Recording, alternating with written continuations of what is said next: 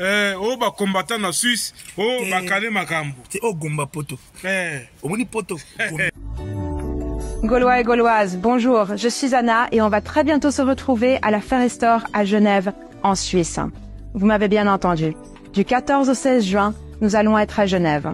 Nous continuons d'accompagner Papa Hervé à travers sa boutique éphémère en Europe. Vous pouvez déjà commander en ligne vos produits Ferregola et nous avons des nouveaux produits que je pense que vous allez adorer.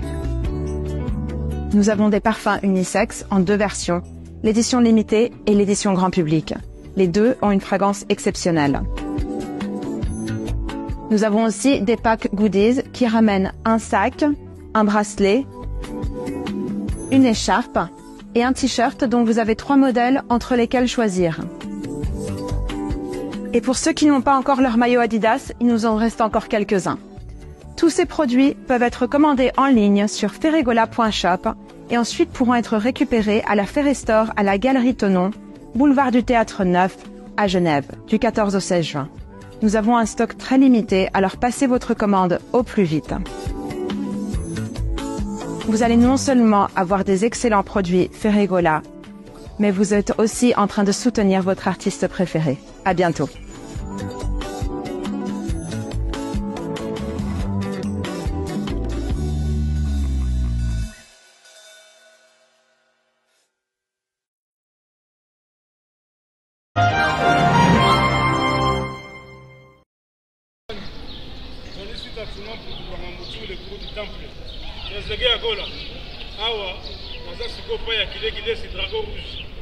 Aujourd'hui c'est le 14.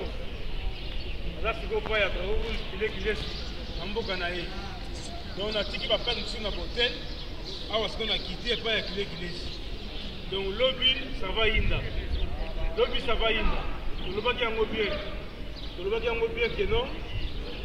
Boye na ba combattant. Au moins il va bloquer on a ba combattant on a bon. Ah on a Suisse. Ba combattant ba salakate. Oui.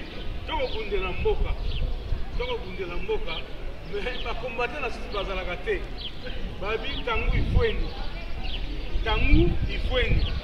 Donc vraiment, on a zone Banabino, en tant que le groupe du temple, c'est un Kiti, et le vendredi, le 14. Donc ça va Yinda, lobby le 15. Lobby le 15, ça va Yinda. Donc mon tour à Rosepela. Ils allaient à Armageddon à musique. Ils allaient à Armageddon à musique.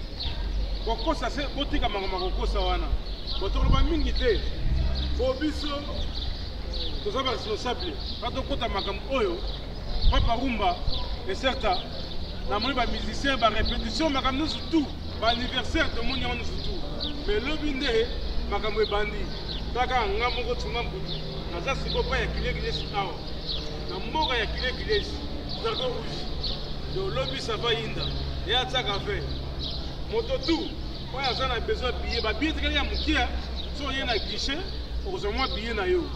Les gens qui ont un aéroport, ou un quitté l'aéroport, au monde Arena, Ezawana, Arena Genève, Ezawana. Donc, pour le moment, mingi de lobby, Tozana Moi. Tozana moi très à Gola. Bagolois et certain. Bagladateur et certain. Bagladateur et certain na bino. TikTokers et certain na bino. Donc, le binde makambo bandi. Bolanda teko bona boite. Makambo za nango pepele.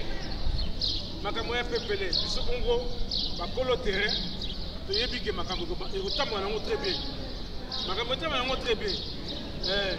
Oazo bela mutu pharmacie ezali oazo bela mutu pharmacie ezali oazo bela mutu pharmacie ezali oya beli kilau pharmacie ezali o sunga mputu tikita cha check.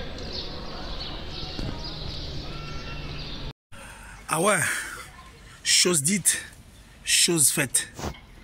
Il est là parmi nous, lui s'appelle le gourou du temple du Templin. Janis Tanchunga Puto Banga Muchuri.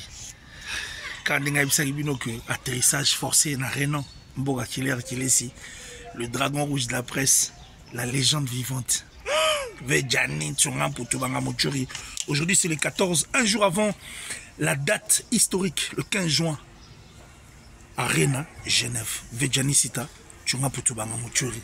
Le gourou du temple du Templin. Et c'est ça. Sur le dragon rouge de la presse. Dragon rouge. Bon, donc, si vous prenez Mikili. Si vous prenez la côte Mikili. Yo Zakada Mikili. La côte Yamusiko. Yo Zakada Mikili. Yo Zakada Mikili. Na lobana yo. Yo Zakada Mikili déjà. Donc, dans le binabino, awa sikoyo, chez Kile Kiles, les dragons rouges. Et si na Kotaki, ma vidéo Zali.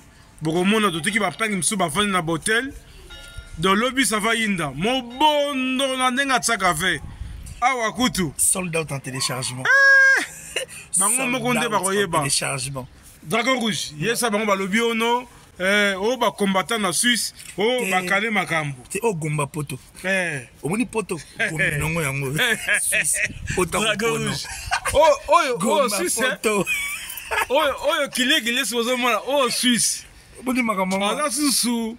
Kileri ya kisasa te. Switzerland. Ata sur Sioda. Mwana oyo nzambe sa sosola. Ba makasi se betama. Bondi mlaka bakolo et puis makamango ekoto sama. Et puis veut c'est bango lobby. Lobby le 15 juin. L'ange va chanter pour les humains. Vraiment. Wana kutu donc Papa Rumba. D'abord Papa Rumba est certain. Bagolo est certain na bango. Ouais, Bagolo est certain na bino. Mutubo luka yeyo. Dragon rouge yeyo. Et puis on ça na makambu awa na kata Genève. Et puis tu rappelles bango vieux guerre et c'est là non. Ouais, tu as la guerre, tu sais ça bad boy au soin la bango na bango. Na lobby hein. Mais guerre et c'est là. Plus rien à prouver. Ngana kutu na yuki ki o balamusi Chaka Congo. Oh non, artiste retraité à danger. Mais nzokande sikoyo Dragon rouge. Makambuya Genève, Botunaye. Voilà. Botuna Dragon rouge. Donc biso to okuta na ngombi. Na yesaki bino. Imaginez. Trésaki agola. Dragon rouge Kiles. Gouffre le Gaulois. Ibula. Héritier Ibula. Naomi Basele. Naomi Eyaba. Yannick Kabwe. Tarik Ngangu le richissime. Vraiment. Ben Mavembo. Lobby ça va yinda. Mutsunangai Vasco de Gama. Le représentant légal. Vraiment. Atasugi na bomoto bozate. Non ba saka na bango. Yo na ebi ko bomaka bango na kata ntima. Donc awawa. Musalo to sali. Musalo to sala. Malgré ba yuma bazo. Mais un jour la justice de Dieu il y en a. Vraiment. Non donc mingi ya kolobe ça te mais boye baka que déjà Dragon est là. Maye bien pas Dragon, to tiki bande comme ça bazan na botel. Toi likolo ta na likolo. Na siko pas Dragon rouge awa. Dans lobby ça va yinda mobondo bokomona ka lobby. Et puis on rappelle toi 21h05. Il est 21h05. Ils sont tout okuta na lobby Genève Arena. L'histoire sera écrite de nouveau. Sikitsa na Suisse. Voilà. Chikicha. Sec. Boucle. C'était le vôtre Killer, c'est la légende vivante.